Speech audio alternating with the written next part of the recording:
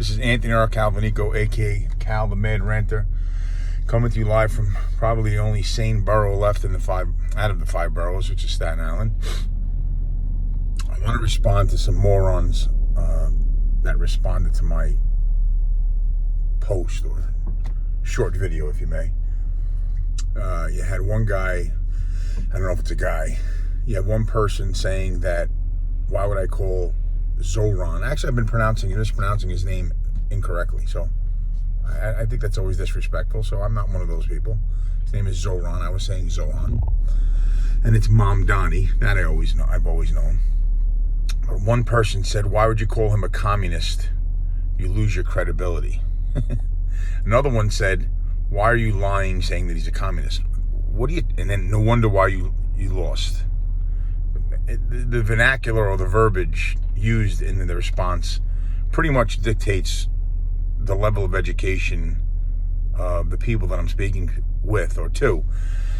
Let me explain something. He identifies, Zohran Mamdani identifies as a democratic socialist. Let me explain to the morons out there that are currently studying liberal arts or an array of college classes, and I have a degree, that are really going to be useless in life. To give you the short cliff notes of the definition, socialist is basically still technically owned by the people, but really governed and restricted by the government, right? For example, you can own a store in a socialistic environment or system, but then the government's going to tell you or have limits on how many hours you could work or how many. Now, somebody will say, well, that's a good thing. It prevents exploitation. And this is the tricky line in the sand. Now they're going to associate that with unions. And that's where it gets a little sketchy. Yes, unions have their place.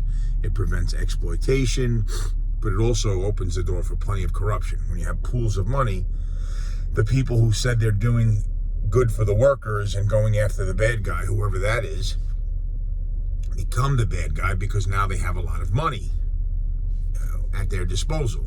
Union dues and fees, and the history speaks for itself. So many delegates and bosses dating back many years, in Jimmy Hoffa days leading up to current union delegates and bosses, have been caught with their hand in the cookie jar. It's a corny cliche, but applicable. Now, what is the difference between that and communism? Well, communism is not basic. I hate using these.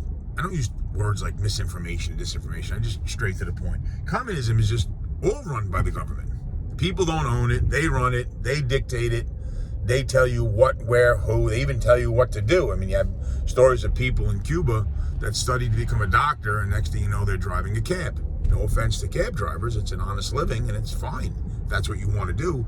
But when you want, how about a cab driver? They told him to be a doctor. I mean, if you don't want to do that, that's where communism starts coming in. And what is the link between socialism and communism? Well, my moronic sub 35-year-old people, the link between it is socialism doesn't work. Yes, there are countries that have a socialism system, but look at the prospectus. For the most part, it doesn't work. Venezuela, Cuba, Russia, everyone's tried it, and it eventually all ended up in communism. Why? Here's basic economics.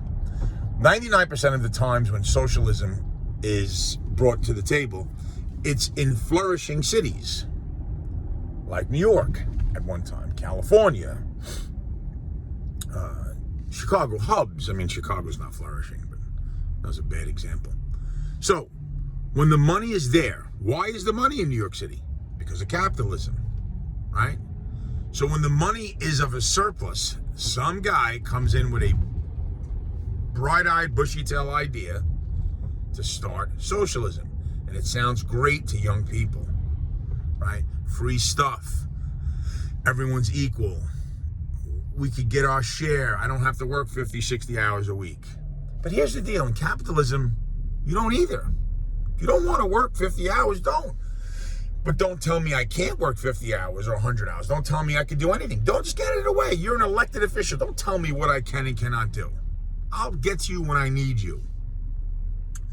So when the money's of surplus, it sounds great. Free buses, city-run grocery stores, which are going to look like 99-cent stores with food all over the floor. There's going to be limited amount of supplies and food. So you're going to be told, well, you can go to the city-owned or government-owned store or run store, but you can only get 2 pounds of chicken cutlets. Like, are you serious?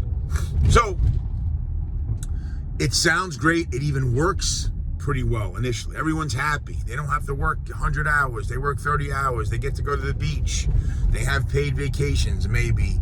It's great. Grocery stores, rent freezes. Guess what happens? The money eventually runs out because there's no more money coming in at the same rate that it once was. Why? Because larger taxes on companies and wealthy who are already paying most of the taxes in the state and city, they're going to leave. And once they leave, the money dries up. And then when the money dries up, those programs dry up, and it's no longer owned by the people and governed by the government. Now it's taken over by the government, run by the government, dictated by the government. That is communism. You love to call Trump a dictator. All he's dictating is not to be a dictator. You just don't like his delivery. Yet with Zohran Mamdani, you like his delivery, but you're going to feel the pain of his policies. That's how fooled and foolish this younger generation is and will always be. Okay, maybe at one time when I was younger, I was foolish. Probably that would be foolish to think I weren't foolish, right? That's a tongue twister. But here is the biggest kicker. Those companies are responsible for jobs. Those young people who are graduating college would like a job. First, they have a job that they think is great on the socialistic system. Then it runs out, it becomes communism. Now there isn't much food at all at the grocery stores. Doesn't matter about rent freezes because the conditions of the buildings are horrible because the people who once owned them and maintained them are gone. They sold them to the government, or they will sell them to the government. All the people who made money and provided jobs and the trickle economics that you so much loathe but still works, they moved to other states that are more friendly tax-wise so they could provide not just jobs, but make money for themselves. And that's the name of the game.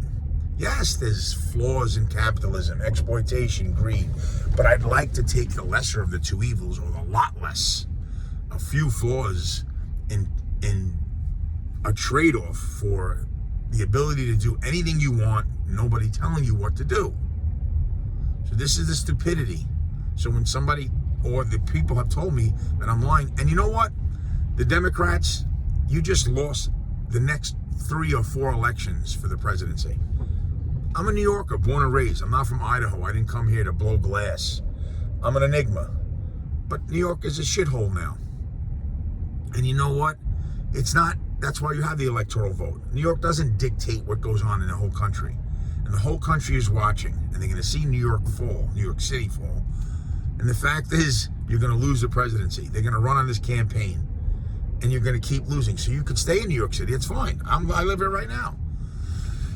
But you're not going to win the presidency like this. This is not a good look. It's just not a good practice. It's stupid. It's basic math. It's lack of knowledge of basic economics. It's immaturity. It's foolishness. It's socialism and communism. Later.